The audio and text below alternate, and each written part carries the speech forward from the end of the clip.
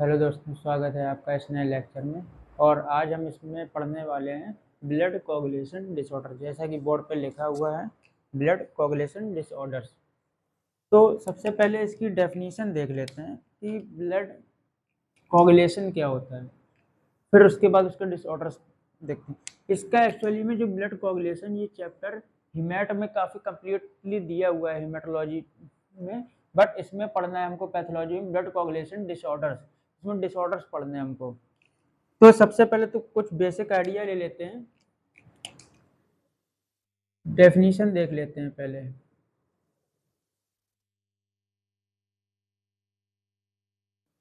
Definition blood coagulation.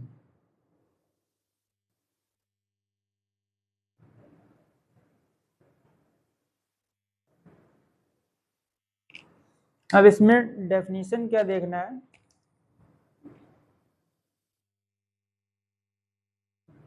Simple, it is a process in which your blood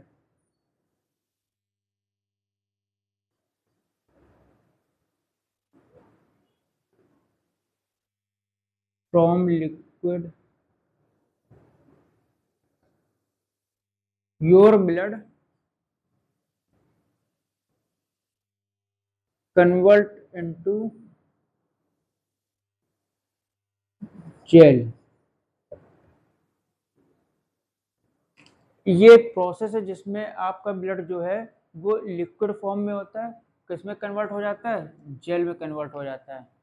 and form blood clot,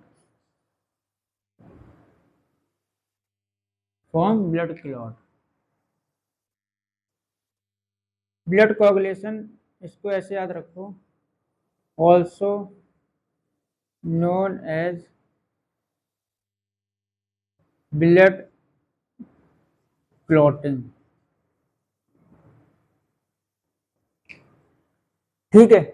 blood coagulation क्या है, ये एक process है, ये एक प्रोसेस है जिसमें आपका ब्लड लिक्विड से जेल में कन्वर्ट हो जाता है, convert into gel. Your blood from liquid convert into gel and form blood clot, blood clot form कर लेता है। इसको क्या बोलते हैं, also known as blood clotting. अब बात आती है इसकी जरूरत क्या पड़ी, ब्लड क्लॉटिंग की या ब्लड कोगुलेशन की, जैसे कि हमेशा पढ़ते हैं। अब पढ़, इसमें डालते हैं हेडिंग, व्हाई इज इम्पोर्टेंट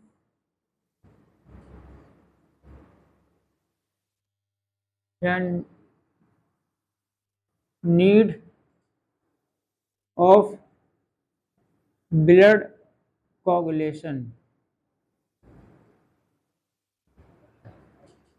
या क्लॉटिंग। अब इसकी नीड क्या पड़ी, जो हमको ब्लड कोगुलेशन या ब्लड क्लॉटिंग पढ़ना है। या तो सबसे पहले इसमें ब्लीडिंग, ब्लीडिंग, ठीक। Secondly wound healing.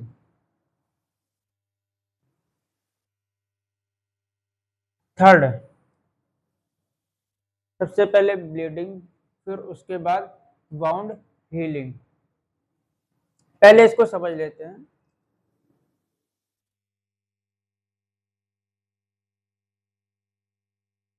Wound healing और ब्लीडिंग, इसमें क्या होता है,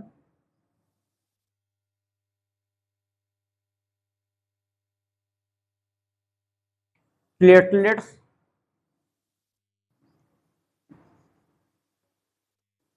क्लम्प बना लेते हैं। वाउंड हीलिंग में क्या होता है, ब्लीडिंग को ऐसे समझते हैं, सपोज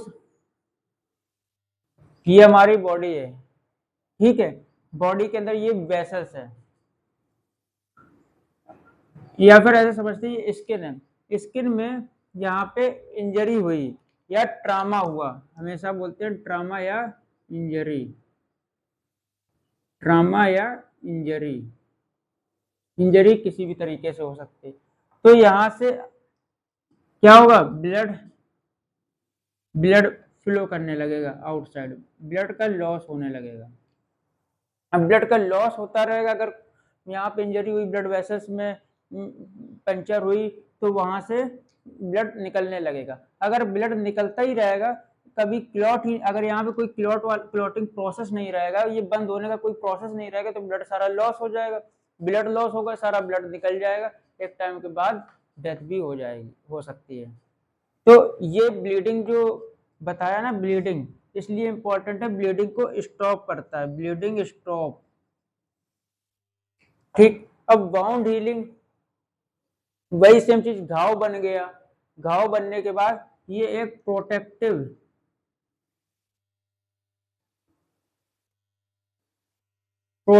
की तरीके प्रोटेक्शन प्रोवाइड करता है। अब यहाँ पे घाव बना, अब इसको हील भी तो करना है, इसको क्या करना है, हील करना है। तो हील करने के लिए जो प्लेटलेट्स हैं वो एक क्लम्प बना लेते हैं, क्लम्प बना के यहाँ पे इकट्ठा हो जाती है गुच्छे की तरीके से, तो उसको हील करने में हेल्प करता है। तो ये आप याद रखिए, ये दोनों चीजें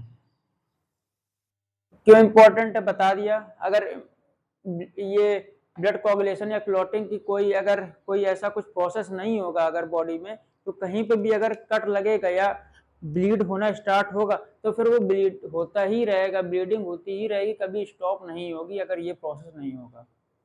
मेन तो इम्पोर्टेंट सबसे मेजर चीज तो यही है, किससे, इंजरी या ट्रामा से बचाने के, और सेकेंडरी ये वाउंड हीलिंग भी करता है।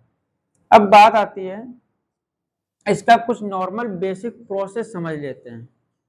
बेसिक प्रोसेस वैसे तो आपको कंप्लीटली ब्लड कोगुलेशन जो इसका अलग से चैप्टर दिया हुआ है मैथ में, वहां पढ़ने को मिलेगा, तो आप यहाँ पे बेसिक समझ लीजिए, इसके basic process, basic coagulation process.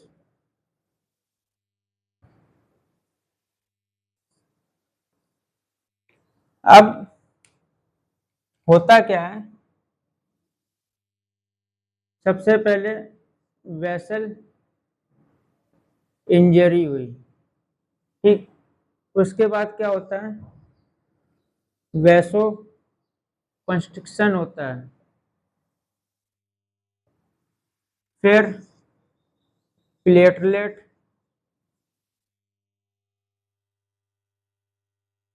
Platelets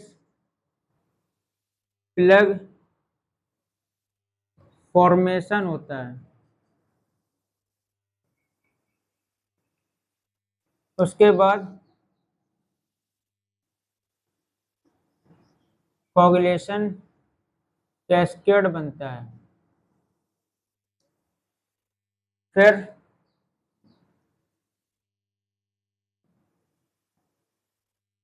fibrin formation होता है, उसके बाद फिब्रिनोलाइसिस,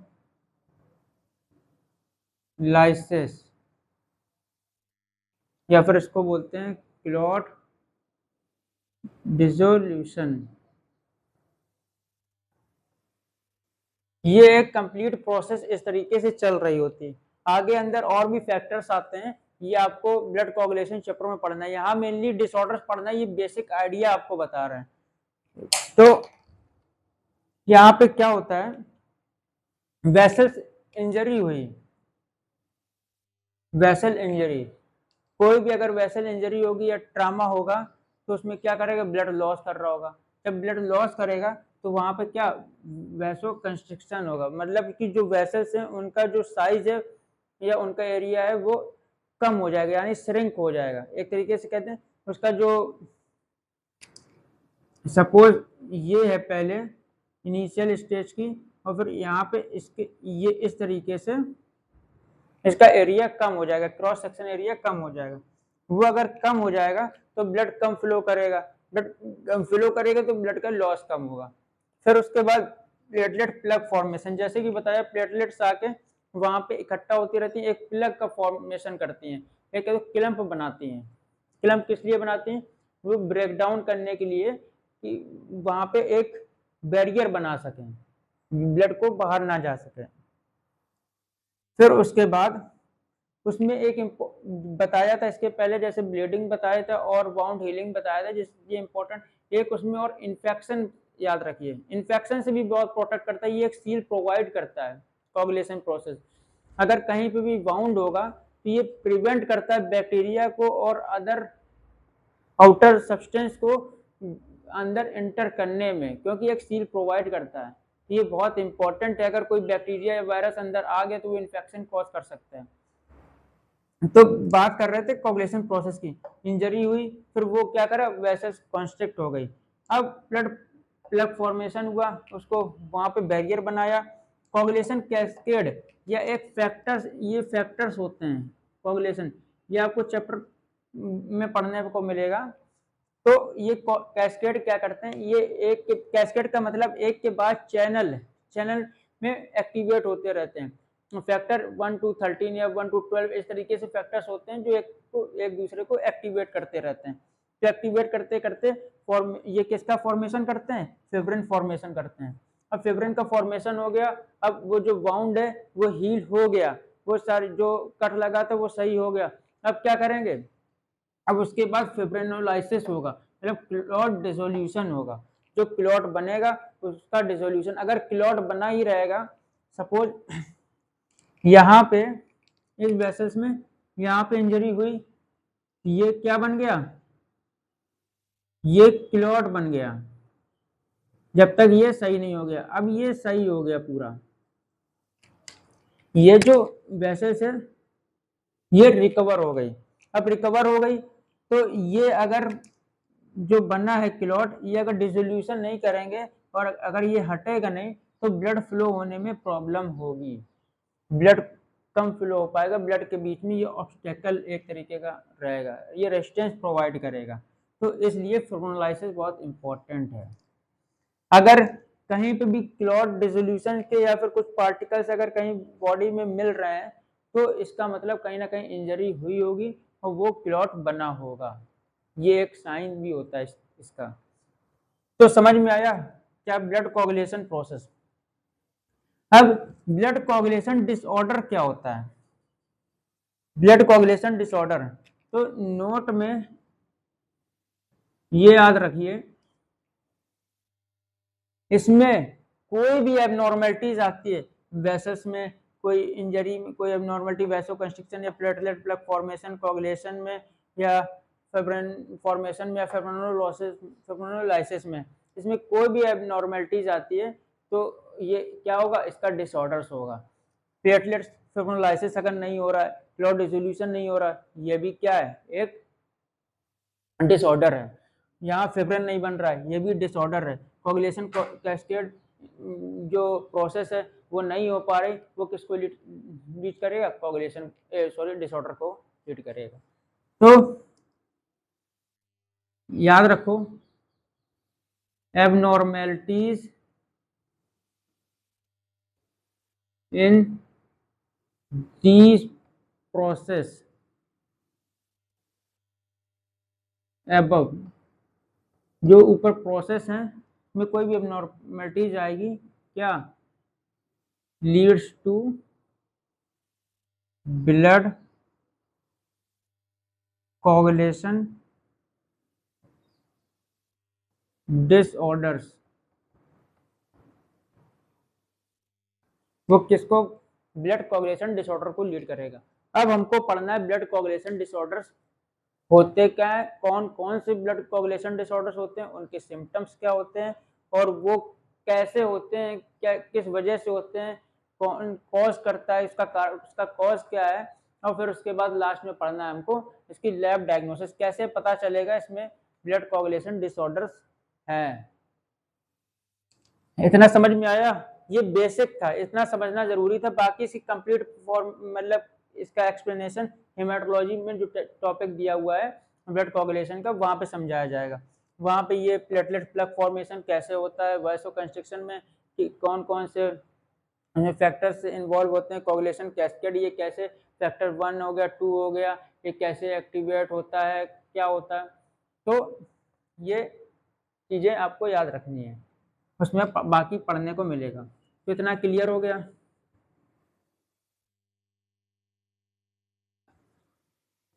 इसको इरेज कर देते हैं।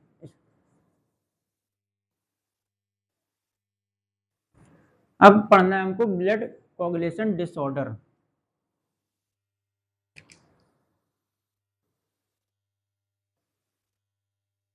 ब्लड कोगुलेशन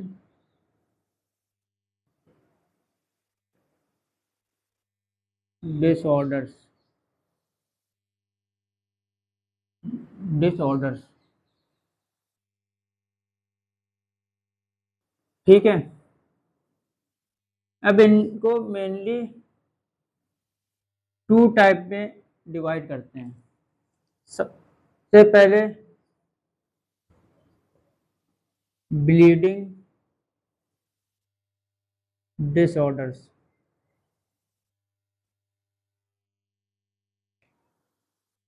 और दूसरा आता है क्लॉटिंग डिसऑर्डर।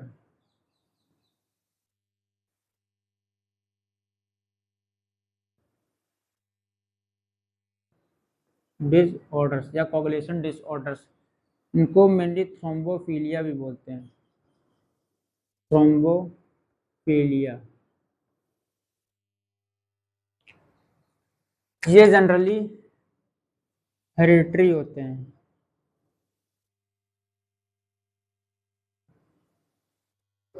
ठीक है। Passes from one generation to other, ये क्या होते हैं, पास होते रहते हैं। ब्लीडिंग डिसऑर्डर्स, तो ये क्या, क्लॉटिंग डिसऑर्डर्स। अब इसमें ब्लीडिंग डिसऑर्डर को समझते कैसे हैं, ये किस तरीके का डिसऑर्डर है, इसमें एक्सेस ब्लीडिंग होती है, एक्सेस ब्लीडिंग, इसमें एक्सेस ब्लीडिंग हो रही होती है। सपोज कोई भी कट लगा तो ब्लीडिंग होती जा रही वो स्टॉप नहीं हो रही, तो इसका मतलब जो कोगुलेशन प्रोसेस है वो काम नहीं कर रहा है, उसमें कहीं ना कहीं एबनॉर्मेलिटीज है, वो किस में आ गया, एक्सेस वो ब्लीडिंग डिसऑर्डर्स में आ गया। यहाँ पे क्या होता है, यहाँ पे जो क्लॉटिंग है उसको बोलते हैं एक्सेस, एक्सेस क्लॉटिंग हो रही होती है। यहाँ पे क्या हो रहा होता है, एक्सेस क्लॉटिंग हो रही होती है, यहाँ पे एक्सेस ब्लीडिंग हो रही होती है, एक्सेस क्लॉटिंग और एक्सेस ब्लीडिंग। अब इसमें आते कौन कौन से हैं वो पढ़ लेते हैं, इसको अलग अलग पढ़ते हैं सारी चीजें,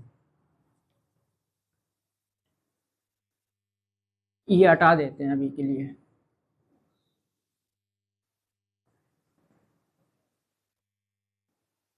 ब्लीडिंग डिसऑर्डर्स,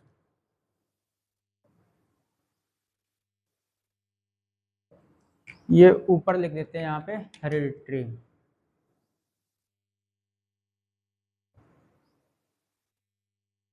ठीक है। अब ब्लीडिंग डिसऑर्डर्स में कौन कौन से आते हैं,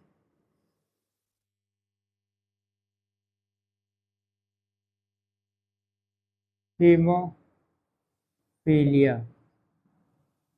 हीमोफीलिया आता है। फिर चलिए एक एक पढ़ लेते हैं। हीमोफीलिया किसकी वजह से, ये भी एक हेरिडिटरी डिसऑर्डर्स है, जेनेटिक डिसऑर्डर्स है। ये किसकी वजह से होता है, इसमें फैक्टर, ऐसे याद रखते हैं,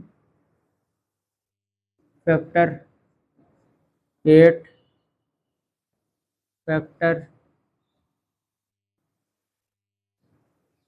फैक्टर 9, फैक्टर 11, इनकी वजह से होता है। फैक्टर 8 जो होता है इसकी वजह से हीमोफीलिया ए होता है, में हीमोफीलिया बी होता है 9 की वजह से, हीमोफीलिया सी होता है। ये आपको याद रखना है। ब्लीडिंग डिसऑर्डर पहला पड़ा हीमोफीलिया, ये भी क्या है, एक जेनेटिक डिसऑर्डर है या कह दो हेरिडिटरी डिसऑर्डर है, person to person, sorry generation to generation pass होता रहता है। ये सबसे पहले रॉयल फैमिलीज या रॉयल डिसऑर्डर्स भी इसको बोला जाता है। तो ये किस वजह से होता है, फैक्टर्स जो कैस्केड पढ़े थे, कैस्केड में फैक्टर्स होते हैं, फैक्टर्स 1 to 13, तो उसमें फैक्टर्स जो 8 की वजह से जो डिसऑर्डर्स होता है वो हीमोफीलिया ए होता है, फैक्टर 9 की वजह से जो होता है हीमोफीलिया बी होता है, फैक्टर 11 की वजह से हीमोफीलिया सी होता है। अब इसके बाद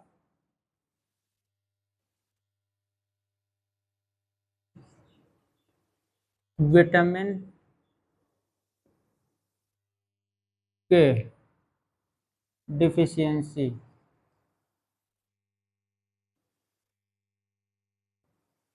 इसमें विटामिन के डिफिशियंसी, इसकी डिफिशियंसी से ये कुछ फैक्टर्स को हेल्प, ऐसे याद रखो, vitamin K help in synthesis of some factor,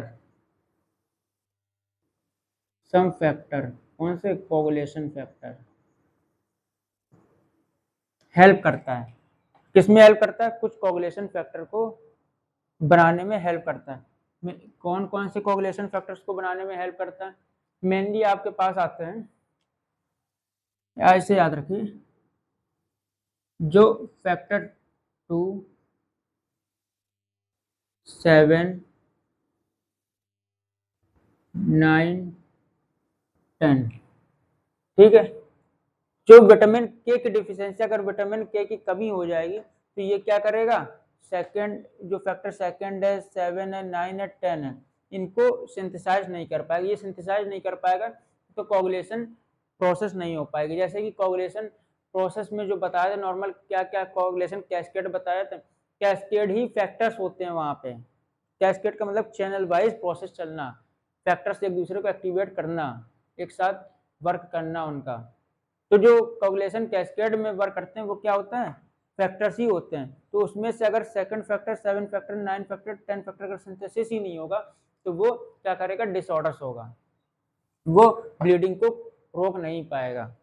तो ये दो चीज आपने पढ़ी, विटामिन के डिफिशियंसी और हीमोफीलिया।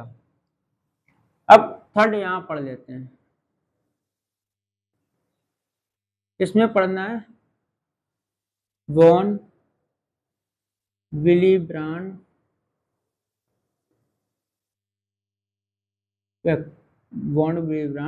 डिसऑर्डर।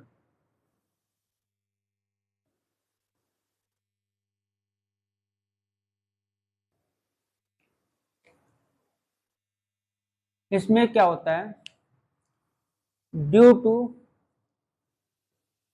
एक फैक्टर होता है von Willebrand factor, due to lack of von Willebrand factor, ऐसे लिख देते हैं, वॉन विलीब्रांड फैक्टर और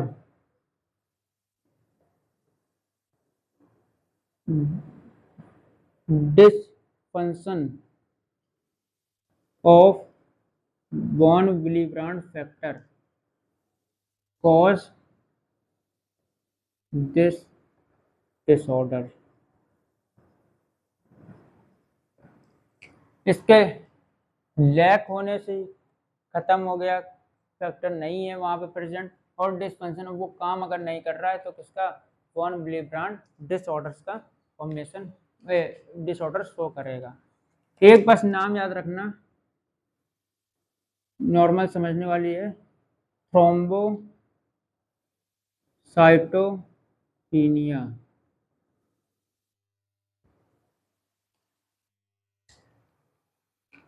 मतलब लैक ऑफ प्लेटलेट्स।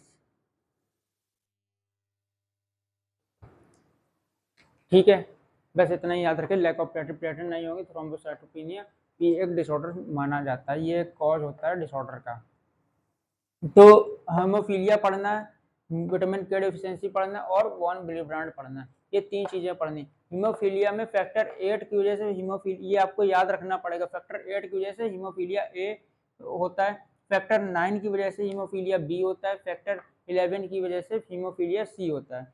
और फैक्टर जो विटामिन के की डिफिशियंसी जब होती है तो ये synthesis of some coagulation factor जो ये हेल्प करता है वो नहीं बन पाता है अगर इसमें विटामिन के की डिफिशियंसी हो जाए। कौन कौन से फैक्टर्स होते हैं, 2 होते हैं, 7 होते हैं, 9 होते हैं और 10 फैक्टर होते हैं, इनकी सिंथेसिस नहीं हो पाती है, तो ये कोगुलेशन डिसऑर्डर, ये क्या करते हैं, ये ब्लीडिंग डिसऑर्डर हो जाते हैं। ठीक है, इतना समझ में आया। अब सेकंड क्या था, थ्रोम्बोफीलिया, सेकंड पढ़ना था थ्रोम्बोफीलिया। उसमें क्या हो रहा होता है, इसमें एक्सेस ब्लीडिंग हो रही होती है, अगर एक्सेस ब्लीडिंग होगी, ब्लीडिंग रुकेगी नहीं तो ब्लड लॉस होगा, ब्लड लॉस होगा। इसके सिम्टम्स भी पढ़ लेते हैं पहले, सिम्टम्स ब्लीडिंग डिसऑर्डर्स के सिम्टम्स पढ़ लेते हैं, सिम्टम्स। सिम्टम्स क्या याद रखना है,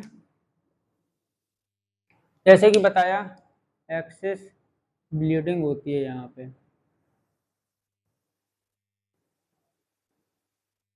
इसमें याद रखो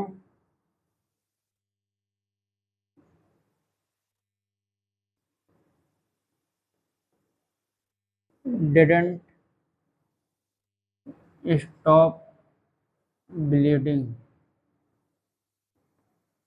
कब, when injury,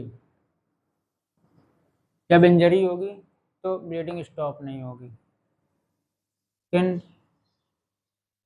heavy menstrual bleeding, menstrual cycle या ब्लीडिंग, हैवी मेंस्ट्रुअल साइकिल होगी या उसमें ब्लीडिंग हैवी होगी। तो ये क्या है, ये इसके सिम्टम्स हैं, और भी सिम्टम्स हैं वो आपको नोट्स में प्रोवाइड कर दिए जाएंगे। मेनली आपको एक दो सिम्टम्स ऐसे नॉर्मली याद रखने हैं जनरली ब्लीडिंग डिसऑर्डर्स का। अब बात आती है क्लॉटिंग डिसऑर्डर, या फिर किसको बोलते हैं थ्रोम्बोफीलिया, क्या बोलते हैं, थ्रोम्बोफीलिया, थ्रोम्बोफीलिया।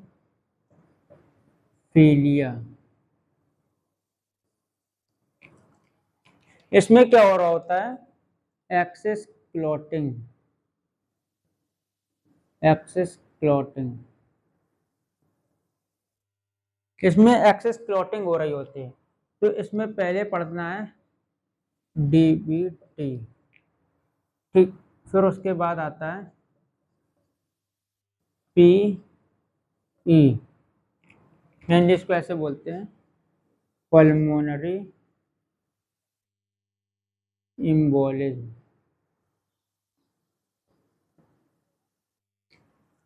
क्या थ्रोम्बोफीलिया में पहले डीबीटी और पीई, अगर ये टाइम से ट्रीट नहीं हुआ, ऐसे याद रखो, if not treated on time leads to P E pulmonary embolism में कन्वर्ट हो जाएगा या पल्मोनरी एम्बोलिज्म कॉज करेगा। तो ये क्या है, ये एक बहुत लाइफ थ्रेटनिंग कंडीशन है, ये लाइफ थ्रेटनिंग कंडीशन है पल्मोनरी एम्बोलिज्म। ये डिसऑर्डर क्या है, बहुत खतरनाक डिसऑर्डर है। तो अब इसके सिम्टम्स याद रखते हैं, इसके 2 डिसऑर्डर्स पढ़े और उसमें 3 पढ़े मेनली, और बाकी थ्रोम्बोसाइटोपिनिया वो एक अलग था। अब यहाँ इसके सिम्टम्स याद रख लेते हैं। सिम्टम्स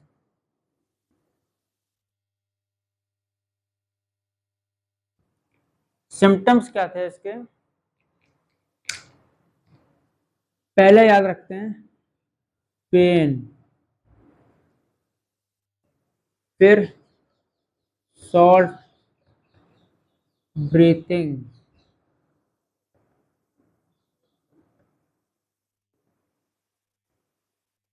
हार्ट पेन बोल सकते हैं अलग से, स्ट्रोक, स्ट्रोक भी हो सकता है। इसमें मेनली वो क्या होता है, एक्सेस क्लॉटिंग, ये ब्लड वेसल है, ब्लड वेसल से ये क्लॉटिंग हो गया, ये क्लॉटिंग हो गया, तो ब्लड फ्लो में प्रॉब्लम आएगी। ये ब्लड फ्लो, ये यहाँ पे पहले कितना एरिया था, पहले इतने एरिया से जा रहा था, अब ब्लड फ्लो का एरिया क्या हो गया, कम हो गया। तो ये क्या एक ऑब्स्टेकल है यहाँ पे।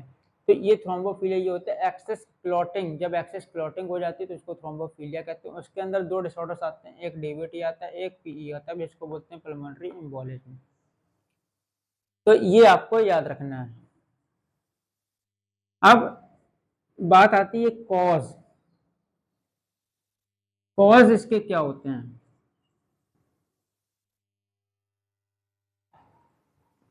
Cause of blood coagulation disorders, सबसे पहले ये जेनेटिक, जेनेटिक्स कह सकते हैं, हेरिडिटरी कह सकते हैं, ठीक है, ये कॉज है। दूसरा मेडिकेशन, कुछ दवाइयाँ चल रही हैं उसकी वजह से ब्लीडिंग, अगर रोकने वाली दवाई चल रही है, एक्सेस ब्लीडिंग के पहले कुछ प्रॉब्लम थी, तो उसमें क्या इतनी एक्सेस में मेडिकेशंस हो गई कि वो क्या करने लगा, वो ब्लड में क्लॉट ज़्यादा बनाने लगा। तो इस तरीके से, या फिर क्लॉट को डिसोल्यूशन वाली अगर दवाई, तो वो इतना डिसोल्यूट, वो क्लॉट अगर कहीं अगर इंजरी भी हो रही है तो वो क्लॉट बनने ही नहीं दे रहा है। तो ये मेडिकेशंस के थ्रू होते हैं, जिनकी लॉन्ग टर्म में मेडिसिन चलती हैं। फिर उसके बाद जिसको हार्ट डिजीज, लिवर डिजीज होती हैं, तो उनमें ये प्रॉब्लम आती है। अब इसमें और क्या होता है, और इसका कॉज ये होता है ऑटो इम्यून डिसऑर्डर्स। जब ऑटो इम्यून डिसऑर्डर्स हो जाते हैं तब भी ये प्रॉब्लम आती है। तो ये इसके कुछ कॉज हो गए। अब हमको क्या पढ़ना है, लैब डायग्नोसिस पढ़ना है। ये इतना इम्पोर्टेंट नहीं था कॉज, लेकिन मेनली आपको क्या रखना है, इसके जो कोगुलेशन डिसऑर्डर्स बताए, हीमोफीलिया याद रखना है, वॉन विली ब्रांड याद रखना है, विटामिन के की डिफिशियंसी याद रखनी है, डीवीटी याद रखना है, और पीई पल्मोनरी एम्बोलिज्म याद रखना है। ये बिल्कुल आपको याद होना चाहिए। हीमोफीलिया में भी कौन सा फैक्टर क्या लीड करता है, कौन हीमोफीलिया ए किसकी वजह से होता है, और हीमोफीलिया बी किसकी वजह से होता है, ये और सी किसकी वजह से होता है, ये सारे आपको याद रखने हैं। और विटामिन के की डिफिशियंसी कौन से फैक्टर का सिंथेसिस नहीं होने देती है, जो विटामिन जो वो भी याद रखना है आपको, जो ब्लीडिंग डिसऑर्डर्स को कॉज करता है। लैब फाइंडिंग्स में सबसे पहले आपको सीबीसी याद रखना है। सीबीसी करते हैं, टेस्ट जो लगाते हैं सीबीसी से पता चलता है। बीटी आता है, bleeding time, bleeding time. CBC आता है, सीबीसी तो हो गया। सीटी आता है, क्लॉटिंग।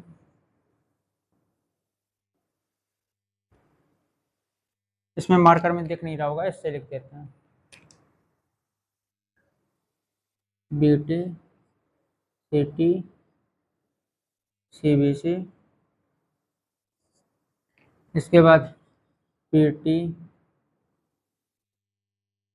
पीटीआईएनआर बोलते हैं, ये पीटीटी, डी डाइमर टेस्ट, ये सारे टेस्ट होते हैं। ये आपको याद रखना है, इन टेस्ट के थ्रू हम इसकी डायग्नोसिस करते हैं। फिर उसके बाद आता है पीएफटी बोल सकते हैं, इसका होता है प्लेटलेट्स फंक्शन टेस्ट। यह तो लैब फाइंडिंग्स और डायग्नोसिस, ये सारे टेस्ट हैं, इनके थ्रू आप कर सकते हैं। तो ये था complete topic blood coagulation disorder. और अगर इसमें कोई भी डाउट आपको तो आप कमेंट सेक्शन में बता सकते हैं, या कुछ भी इसमें छूट गया तो कमेंट सेक्शन में बता दीजिए, नेक्स्ट वीडियो में उसको कवर कर लिया जाएगा, या एक अलग से इसकी वीडियो बना दी जाएगी सेपरेट। और इसमें आपको मेनली कोगुलेशन डिसऑर्डर्स याद रखने हैं। उनके हमने आज पढ़ा क्या क्या, पहले आपको सबसे पहले डेफिनेशन पढ़ी, फिर उसके बाद उसकी इम्पोर्टेंस क्या है। इम्पोर्टेंस क्या है उसमें, इम्पोर्टेंस ये सबसे पहले ब्लीडिंग अगर हो रही है तो उसको रोकना, इंजरी अगर ब्लीडिंग स्टॉप नहीं होगी तो वो कंटिन्यू फ्लो होता जाएगा और ब्लड का लॉस होगा, और समटाइम्स इस वजह से उसकी डेथ भी हो सकती है पर्सन की। और फिर उसके बाद हमने क्या पढ़ा, वाउंड हीलिंग पढ़ी, जब वाउंड हो जाता है तो उसको हील करने में हेल्प करता है। उसके बाद इन्फेक्शन पढ़ा, इन्फेक्शन क्या है, एक उसमें एक जो सील बनाता है, ये कोगुलेशन, ये जो कोगुलेशन प्रोसेस है, ये उसमें एक सील बना देता है, जो किसमें हेल्प करता है, प्रिवेंटिंग बैक्टीरिया हो गए, वायरस हो गए, या फिर कोई भी अदर माइक्रोबियल लाइफ कह दो, अदर सब्सटेंस कह दो, आउटर सब्सटेंस कह दो, किसमें इंटरिंग करने में, इनसाइड अंदर की तरफ एंटर करने में उसमें प्रिवेंट करते हैं उससे। ये इसकी इम्पोर्टेंस पड़ी। फिर उसके बाद हमने क्या पढ़ा, ये एक बेसिक आइडिया लिया कि प्रोसेस क्या होती है, इसमें कोगुलेशन प्रोसेस में हो क्या रहा होता है। सबसे पहले वेसल्स इंजरी हुई, फिर वैसो कंस्ट्रिक्शन हुआ, जो एक प्रोसेस चलता है। फिर वैसो कंस्ट्रिक्शन के बाद प्लेटलेट प्लग फॉर्मेशन पढ़ा, कोगुलेशन कैस्केड पढ़ा, फिर फिब्रिन का फॉर्मेशन पढ़ा, फिर फिब्रिन का लाइसिस भी पढ़ा, और फिब्रिन का लाइसिस क्यों होता है, और फिब्रिन का फॉर्मेशन क्यों होता है ये भी पढ़ा, और लाइसिस अगर नहीं होगा तो भी प्रॉब्लम कैसे होगी तो वो पढ़ा। अब इसके बाद फिर पढ़ा ब्लीडिंग डिसऑर्डर। अब डिसऑर्डर्स ये हुए कैसे, ये कैसे माना जाता है, जो ये प्रोसेस जो पढ़े, स्टेप्स पढ़े, 6 स्टेप यहाँ पे पढ़े, लेकिन जब ब्लीडिंग उसमें कोगुलेशन डिसऑर्डर जो यहाँ पे पढ़ना है, जब ब्लड कोगुलेशन पढ़ोगे तो उसमें सारी चीजें आपको बताई जाएंगी, जो भी प्रोसेस इनका डीप एक्सप्लेनेशन होगा। तो इसमें से कोई भी जो प्रोसेस में जो इन्वॉल्व थी, चाहे वो कोगुलेशन कैस्केड हो, फिब्रिनोलाइसिस हो, फिब्रिन फॉर्मेशन हो, तो इन सब में किसी में भी अगर एबनॉर्मेलिटीज होगी तो वो किसको कॉज करेगा, ब्लड कोगुलेशन डिसऑर्डर्स को कॉज करेगा। फिर पढ़े उसके टाइप्स, ब्लड कोगुलेशन डिसऑर्डर्स को 2 टाइप्स में पढ़े, एक पढ़ा ब्लीडिंग डिसऑर्डर्स और दूसरा पढ़ा क्लॉटिंग डिसऑर्डर। डिसऑर्डर्स बोल सकते हैं या फिर उसको थ्रोम्बोफिलिया भी बोला जाता है।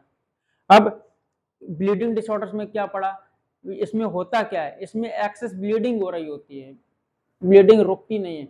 और उसमें जो क्लॉटिंग डिसऑर्डर्स कह सकते हैं या थ्रोम्बोफिलिया, उसमें क्या होता है, उसमें एक्सेस क्लॉटिंग हो रही होती है, जो एक क्लॉटिंग होनी चाहिए अगर कोई इंजरी हो रही है, लेकिन उसमें एक्सेस क्लॉटिंग हो रही होती है, तो उसको क्या बोलेंगे, क्लॉटिंग डिसऑर्डर बोलेंगे। अब ब्लीडिंग डिसऑर्डर में क्या क्या पड़ा, एक थ्रोम्बोफिलिया हीमोफीलिया पढ़ा। हीमोफीलिया में कौन से 3 पार्ट पढ़े? हीमोफीलिया ए, बी, सी, किन-किन फैक्टर्स की वजह से होता है वो पढ़ा। अब फैक्टर्स, अब बात आती है विटामिन के डिफिशियंसी पढ़ा। विटामिन के डिफिशियंसी किन फैक्टर्स की सिंथेसिस में हेल्प करता है वो पढ़ा। अगर वो नहीं बनेगा तो वो फैक्टर्स नहीं बनेंगे, फैक्टर्स नहीं बनेंगे तो कोगुलेशन प्रोसेस हो नहीं पाएगी, तो वो क्या है? एक डिसऑर्डर है। अब फिर उसके बाद क्या पढ़ा? वॉन विलिब्रांड फैक्टर पढ़ा। अब उसमें एक वॉन विलिब्रांड फैक्टर्स होता है जो कि हेल्प करता है कोगुलेशन में। ये करता क्या है? वॉन विलिब्रांड फैक्टर कैसे एक्टिवेट होता है, कैसे हेल्प करता है, वो आप ब्लड कोगुलेशन चैप्टर में पढ़ेंगे। तो वॉन विलिब्रांड फैक्टर पढ़ा, वो उसकी डिफिशियंसी से, उसके लैक की वजह से ये एक डिसऑर्डर होता है। फिर थ्रोम्बोसाइटोपिनिया पढ़ा कि अगर प्लेटलेट्स की कमी है तो भी ये एक डिसऑर्डर, ब्लीडिंग डिसऑर्डर्स हो सकता है। उसके बाद क्लॉटिंग डिसऑर्डर्स पढ़े और उसको थ्रोम्बोफिलिया बोलते हैं। उसमें डीवीटी पढ़ा और पीई पढ़ा। डीवीटी में अगर उसको सही टाइम पे ट्रीट नहीं किया जाता है तो वो क्या? पीई बना देता है, पीई का कॉज करेगा। पीई क्या होता है? पल्मोनरी एम्बोलिज्म होता है, जो कि एक बहुत लाइफ थ्रेटनिंग कंडीशन होती है। इसलिए जब डीवीटी जैसे ही पता चलता है तो उसको ट्रीट करना है। उसमें सिम्टम्स भी पढ़े थे इन सारी चीज़ों के। इसमें एक्सेस से ब्लीडिंग हो रही होती है, जब इंजरी हो जाती है रुकती नहीं है, और हैवी मेंस्ट्रुअल साइकिल भी होती है, ब्लीडिंग मेंस्ट्रुअल के टाइम काफ़ी ज़्यादा ब्लीडिंग होती है, और भी कई सिम्टम्स हैं जो आपको नोट्स में प्रोवाइड कर दिए जाएंगे। और इसके बाद इसमें सिम्टम्स पढ़े क्लॉटिंग डिसऑर्डर्स के। इसमें क्या सिम्टम्स पढ़े? इसमें सिम्टम्स ये थे, जॉइंट्स का पेन होना और हार्ट पेन पढ़ा उसमें, और उसमें क्या पढ़ा? स्ट्रोक हो जाता है वो पढ़ा। तो ये इसमें काफ़ी ज़्यादा सिम्टम्स, इसमें हैवी मतलब सीवियर कंडीशन आ जाती है किसमें? क्लॉटिंग वाले में। तो ये इतना पढ़ा। इसके बाद हमने पढ़ा कॉज कैसे होते हैं, या फिर किसी ये एक जेनेटिक है या हेरिडिटरी के थ्रू पास होते हैं वन जनरेशन टू अनदर, और इसमें और किस वजह से हो सकता है ये? एक जेनेटिक हेरिडिटी पड़ा, या मेडिकेशन, हम किसी लोगों की लॉन्ग टर्म मेडिकेशन चल रही होती है, सपोज उसकी मेडिकेशन चल रही है ब्लीडिंग डिसऑर्डर्स की, मतलब कि एक्सेस ब्लीडिंग उसको होती है तो उसको रोकने की, तो वो इतनी एक्सेस मेडिकेशन उसमें पहुंच गई उसके में, तो फिर वो ज़्यादा ज़रूरत से ज़्यादा उसने मेडिकेशन ले ली, वो क्या करना है? क्लॉटिंग करते करते उसमें इतनी ज़्यादा एक्सेस क्लॉटिंग करने लगा तो वो क्लॉटिंग डिसऑर्डर्स की तरफ पहुँच गया। तो ये क्या है? ये भी एक कॉज है। और उसके बाद जिसमें हार्ट डिजीज या लॉन्ग टर्म लीवर डिजीज चलती है, ऑटोइम्यून डिसऑर्डर्स होते हैं, ये सारे कॉज होते हैं। अब फिर लास्ट में क्या पढ़ा? लैब फाइंडिंग्स पढ़ी, जो कि ये सीबीसी, बीटी, सीटी, पीटीआई, एनआर, एपीटीटी और डी-डाइमर पीएफटी। इतना ही था इस लेक्चर में और इस टॉपिक में। आपको लास्ट में सारा समराइज भी कर दिया। अभी भी कोई भी डाउट रह गया हो तो आप कमेंट सेक्शन में बता सकते हैं, बाकी आपको डिस्क्रिप्शन में नोट्स की लिंक मिल जाएगी। ओके, थैंक यू, मिलते हैं अगले नेक्स्ट टॉपिक में।